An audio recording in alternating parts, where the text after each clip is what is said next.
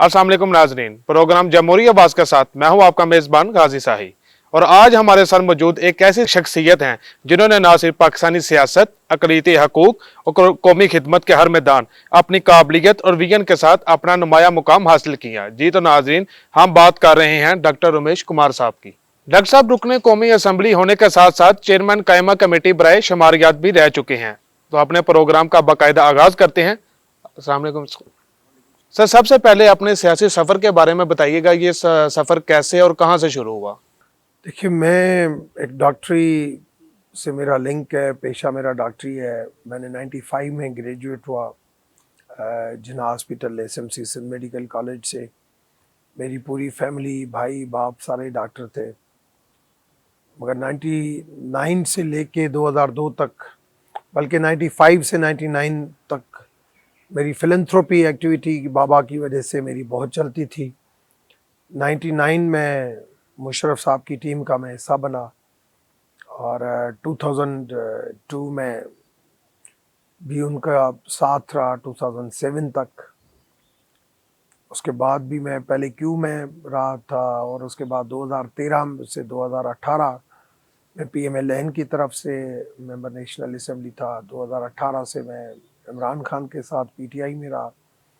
आज मैं peoples party के साथ हूँ।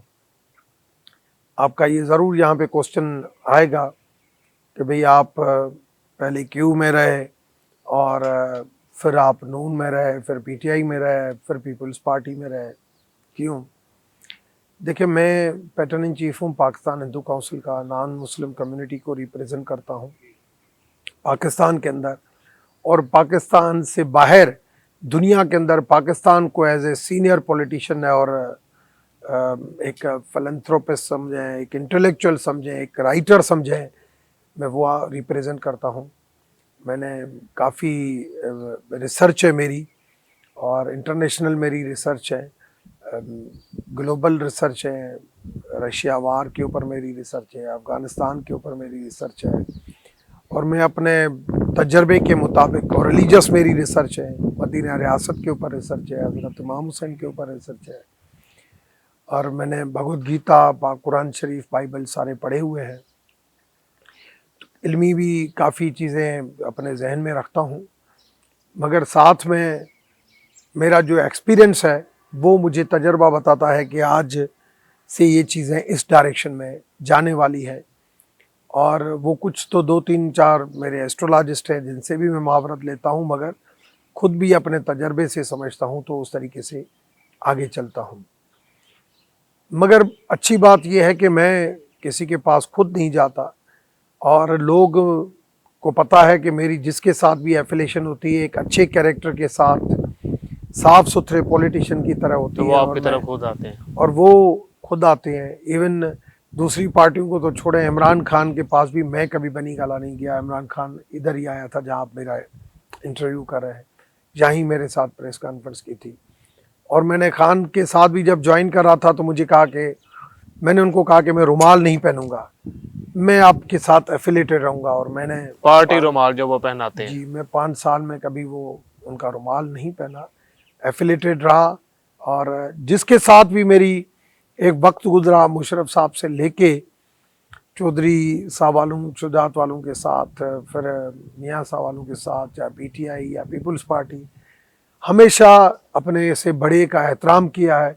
जिस लीडरशिप के साथ काम किया, कभी ये नहीं हो सकता और कि आज जिसके साथ आप खाएं कल आप उसको छोड़ के जाएं, कल उसको गालियां दें, ये नहीं मुझे ज़मीर इजाज़त देता है, नहीं इखलाक इजाज़त देता है, नहीं मेरे माँ बाप की ये परवरिश है। आप जो आपने सियासी सफर के बारे में हमें बताया, अब ये बताइएगा कि वो कौन सी चीज़ थी जिसने आपको सियासत की तरफ आने की तरफ माइल किया? अच्छा क्वेश्चन है आपकी तरफ से।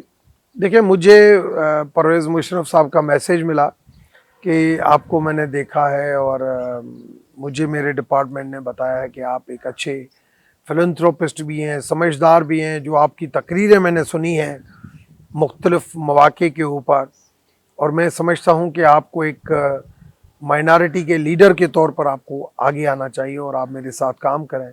और मैं, परवेज़ मुशर्रफ के अल्फाज ये थे कि मैं ये माइनॉरिटी मेजॉरिटी समझता ही नहीं हूँ, मैं समझता हूँ कि आप मेरे साथ काम करें। इस वजह से मैंने पॉलिटिकल लाइफ शुरू की। जैसे शुरू की तो मैंने देखा कि मुझे किसी ऑर्गेनाइजेशन बनाना चाहिए, क्योंकि पॉलिटिकल सिस्टम जो है नॉन मुस्लिम कम्युनिटी के वो प्रॉब्लम रिजॉल्व की तरफ गामजन कम है, जिसकी वजह से मैंने पाकिस्तान हिंदू काउंसिल बनाई और 2005 से मैं पैटर्न इन चीफ हूँ पाकिस्तान हिंदू काउंसिल का, और आज तक जो है वो उसका मैं पैटर्न इन चीफ हूँ। और इसी तरीके से मेरी पॉलिटिकल लाइफ शुरू हुई और आगे आगे मुझे चांस मिलता गया। जो भी हुकूमत आने वाली होती थी वो कहती थी कि आप हमारे साथ आएँ और हमारे साथ मिल के करें तो हम कौम की खिदमत करें। तो मैं कौम की खिदमत की वजह से मैं उन पार्टियों के साथ एफिलेटेड होता था और काम मिल के शुरू कर देता था। सर आप एक अक़लियती नशिस्त से मुंतखब हुए।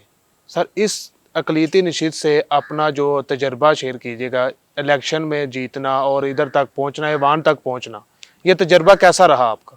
देखिए, बात यह है कि नशिस्त MNA तो सारे चाहे सिलेक्टेड चाहे इलेक्टेड सेम होते हैं, मगर मैं समझता हूँ कि मैंने शुरू से लेके आज तक कोशिश ये की, हर पार्टी के अंदर इसी कंडीशन के ऊपर आया कि मुझे जनरल सीट दी जाएगी, मगर जनरल सीट की जगह पे वो कहते थे कि आप MNA बन रहे हैं, बस आप इस सीट के ऊपर आए। बस MNA तक महदूद किया? नहीं, मैं लास्ट मिनिस्टर भी था, मैं गंदारा टूरिज्म को भी देखता था, चेयरमैन स्टैंडिंग कमेटी भी था, तो वो मसला नहीं है। मैं आज भी काफ़ी टूरिज्म के ऊपर काम कर रहा हूँ और वो मसला नहीं है, स्टेटस तो है, मगर मेन मसला ये है कि जब इलेक्शन के प्रोसेस से आदमी आता है तो लोड बनता है, आदमी के ऊपर वजन बनता है, रेस्पॉन्सिबिलिटी बनती है कि आवाम की रेस्पॉन्सिबिलिटी। मगर मैं as a good human being head of NGO Pakistan Hindu council, मैं वैसे ही अपनी रेस्पॉन्सिबिलिटी ज़्यादा समझता हूँ, जिसकी वजह से मेरी सर पे फ़र्क नहीं पड़ता, मगर मैं समझता हूँ कि ये रिजर्व सीट की जगह पे ये थ्रू सिलेक्शन नहीं, थ्रू इलेक्शन प्रोसेस होनी चाहिए। सर आपने बताया कि आप पैटर्न इन चीफ भी हैं और चेयरमैन भी थे और हिंदू काउंसिल की आप नुमाइंदगी कर रहे हैं। सर जी, अक़लियतों के लिए आपने अब तक क्या ऐसा काम किया कि अक़लियतों के जो लोग हैं वो समझते हो कि आप हमारे नुमाइंदे हुए, जो ऐवान बाला तक गए और हमारी आवाज़ आप तक पहुंची और इसके ऊपर अमल भी हुआ? या कौन सा ऐसा मसला, उनका मेजर मसलों में से कौन सा ऐसा मेजर मसला अभी तक हल कर चुके हैं? देखिए, अक़लियत को तो अक़लियत कहना नहीं चाहिए, नॉन मुस्लिम सिटीज़न कहना चाहिए, जो कॉन्स्टिट्यूशन कहता है। मेन चीज़ ये है कि सारे मसले ही मैंने हल किए, माजी में कभी कोई मसला हल नहीं हुआ है, क्योंकि 19 जून 2014 की जो जजमेंट है सुप्रीम कोर्ट की, वही मेरे आर्ग्यूमेंट्स के ऊपर आई है। उसकी इम्प्लीमेंटेशन हो, 5% कोटा हो, स्पेशल फोर्स हो, और national action plan 20 point agenda में माइनॉरिटी प्लेसेस की रजिस्ट्रेशन हो, हर चीज़ का जो काम है, हिंदू मैरिज एक्ट हो, ये सारी चीज़ें मेरी कामयाबी हैं और मेरी काविश से हुई है। और मगर मैं क्रेडिट से ज़्यादा आज तक कितनी डेवलपमेंट कराई, आज तक मेरी तख्ती आप कहीं नहीं देखोगे। मैं कहता हूँ कि अल्लाह का अवामी नुमाइंदे ज़्यादा मैं बेहतर है। नाम के पीछे नहीं, जिसको मुझे पसंद कराना है उसको मैं अल्लाह को पसंद करा रहा हूँ अपने आप को। पार्लियामेंट में जो अक़लियती रहनुमा आते हैं, अक़लियती अरकान नुमाइंदगी के लिए आते हैं अपने हलके की अक़लियतों की, सर वो जो मसाइल हल करते हैं, एक आवाज़ बनते हैं अक़लियतों की, अक़लियत समझती है कि हमारी ये आवाज़ बने हैं। सर क्या उनके लिए आपको इक़दामात कर चुके हैं, जो एक अलहदा कौंसल बनी हो या अलहदा कोई इस तरह की अक़लियती रहनुमा पार्टी बनी हो, जो सारे रहनुमा मिलके अक़लियतों की एक आवाज़ बने हो पार्लियामेंट में? देखिए, जितने भी पार्टी के नुमाइंदे हैं पार्लियामेंट के अंदर, वो सारी अपनी अपनी अपनी पॉलिटिकल पार्टी को रिप्रेजेंट करते हैं, तो वो कभी भी जॉइंट एफर्ट्स में दाखिल नहीं होते कि हम, क्योंकि हर पार्टी का अपना एक मंशूर होता है, एजेंडा होता है। मगर जब नॉन मुस्लिम कम्युनिटी का कोई आवाज़ बनना होता है तो सारे बन जाते हैं। सर जैसा कि आपने बताया कि पार्टी बैठती है, एजेंडा रिजॉल्व किया जाता है, कोशिश की जाती है। सर पार्लियामेंट में बैठ क्या काम करते हैं जो आपकी आवाम है, अक़लियती आवाम जो आपकी जिसके नुमाइंदे हैं, सर वो नहीं आपसे इतराज़ करते कि पार्लियामेंट में गए और आप हमारे मसाइल का हल नहीं कर पाए? मेरे से तो खैर गिला कोई नहीं करता, दूसरों से सबको पता है कि मैं किस किस्म का, दूसरों को फ़र्क नहीं पड़ता। अगर किसी की कोई गिला ये होती है तो कहते हैं हमें पार्टी लेके आई है, हमें आवाम नहीं लेके आई है, तो उनके ऊपर प्रेशर तब बनता है कि अगर वो थ्रू सिलेक्शन की जगह पे थ्रू इलेक्शन का प्रोसेस शुरू हो जाए। सर आप चेयरमैन बराए कायमा कमेटी शुमारियात भी रह चुके हैं। सर शुमारियात के निज़ाम को बेहतर बनाने के लिए कौन से इकदाम किए जा चुके हैं या अभी आ रहे हैं इकदाम जो बेहतर कर सकें? काफ़ी बेहतर हुआ सिस्टम और काफ़ी बेहतर हुआ। अब ये नहीं कहता कि 100% हो गया, मगर काफ़ी, आप देखें कि आम भी और नॉन मुस्लिम कम्युनिटी भी रजिस्टर्ड बहुत हुई है।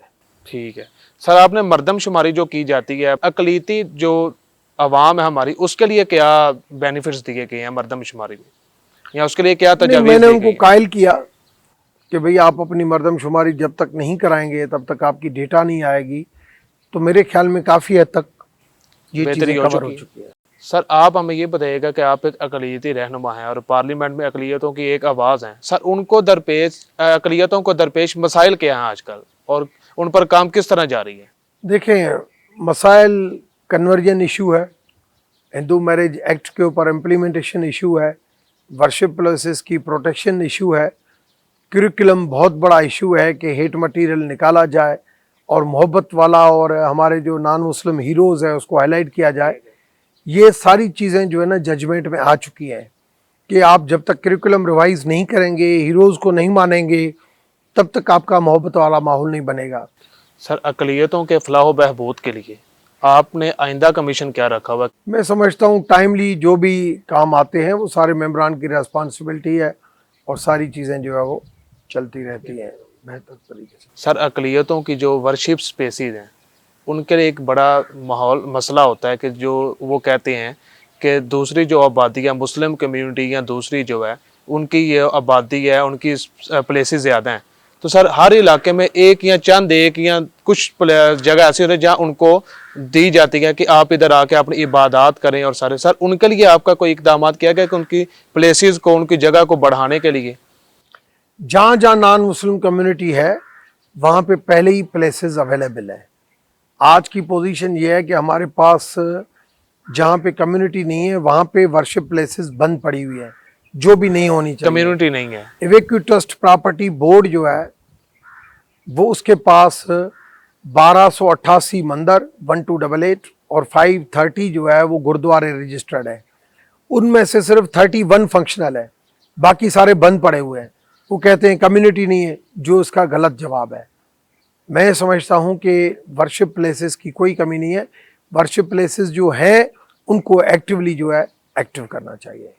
सर उनके लिए जो काम करना चाहिए उनको मेंटेन करना चाहिए। इस हवाले से आपने असेंबली से क्या आवाज़ उठाई उनके लिए जो वर्शिप प्लेसेस जो दूर दराज इलाकों में बंद पड़ी हैं और एक खंडर का मुकाम बन देखिए, चुका है? पैसों का मसला नहीं है। हर सूबे के अंदर माइनॉरिटी डिपार्टमेंट है और हर जगह पे माइनॉरिटी डिपार्टमेंट ठीक ठाक पैसे देता है, मगर बात यह है कि दूसरी डेवलपमेंटों की तरह वो माइनॉरिटी का पैसा भी उन्हें वर्शिप प्लेसेस पे 100% खर्च हो तो कोई मसला नहीं है, मगर वक्त आएगा वो भी चीज़ें बेहतर हो जाएंगी।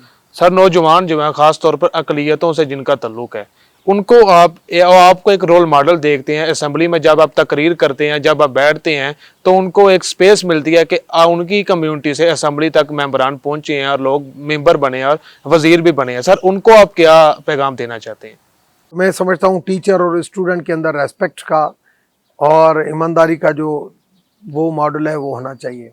दूसरा, माँ बाप को भी बच्चों को टाइम देना चाहिए। दूसरी प्रायोरिटी जो है वो इस चीज़ के ऊपर फोकस करना चाहिए। तीसरा ये कि जो भी बच्चा है वो कम से कम अपना किसी को रोल मॉडल समझे कि ये मेरा रोल मॉडल है, ये मेरे लिए जो है वो रेड लाइन है, मुझे इस तरीके से जाना है।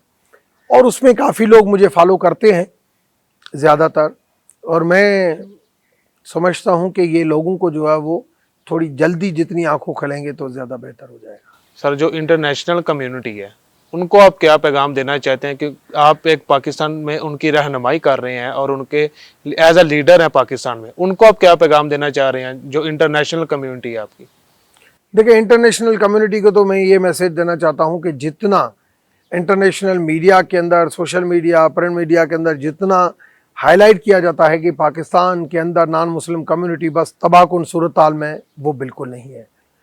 नॉन मुस्लिम मुझे आप देखें, मैं इस्लामाबाद, कराची, हर जगह घर, गाड़ियाँ, सब कुछ है, कारोबार है। तहफ़्फ़ुज़ और आज भी हमारे जो टॉप 10 जो एक्सपोर्टर हैं उसके अंदर 2-3 जो है वो हिंदू कम्युनिटी के आते हैं। प्रॉब्लम्स ज़रूर हैं, मगर आपको एक केस माइनॉरिटी का नज़र आता है, 9 केस जो है वो मेजॉरिटी के नज़र नहीं आते हैं। तो कम से कम अपने मुल्क, धरती, हमारे रिलेशन में, हमारे रिलीजन में धरती को माँ का दर्जा दिया गया है। एक जन्म देने वाली माँ, दूसरी रिज्क देने वाली माँ। तो जितना आप अपनी धरती का एहतराम करेंगे, जितना धरती के खिलाफ बात नहीं करेंगे, उतनी मालिक की उसके ऊपर परविश होगी, उतनी मालिक की उसके ऊपर रहमत होगी और वो सही रास्ते के ऊपर चलेगा। और जो गंदी नज़र से देखने वाला बंदा होगा वो भी उसे फिर दूर भागेगा। तो कम से कम अपने मुल्क की खातिर जल्दी बहकावे में नहीं आए, जल्दी बातों में नहीं आए, पहले वेरीफाई करें, उसके बाद उन चीज़ों को ज़्यादा स्प्रेड करें।